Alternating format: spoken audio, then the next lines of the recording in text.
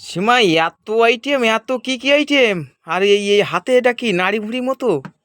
এইখানে এই নাড়ি ভুড়ি মতো। হ্যাঁ হ্যাঁ হ্যাঁ, ওগুলো কি? এগুলো পোলট্রির নাড়ি। পোলট্রির নাড়ি খাস নাকি? পোলট্রির নাড়ি এগুলো আমি ওই সুন্দর করে মশলা করবো, হ্যাঁ। করে ওই তেলে দিয়ে কষাই করে খাবো এগুলো আমি।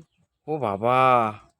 এই যে পোলট্রি? দেখো, এই যে না ওই এই যে দেখো দেখো, এই দেখো এখানে ডিম আছে, নাড়ি আছে, এই মাথা আছে, সব রকম ছাট এগুলো।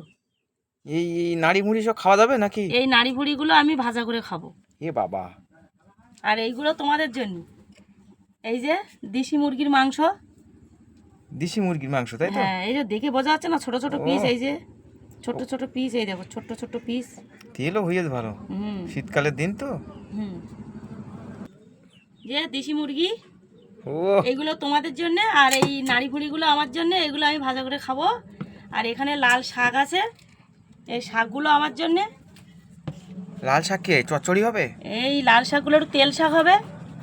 হ্যাঁ, তেল শাক। এখানে মশলা করা আছে, পেঁয়াজ আছে, আদা আছে, রসুন আছে, লঙ্কা আছে।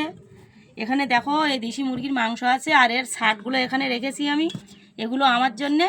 আর এগুলো ওই মানে বাবা ছেলের জন্যে মাংস।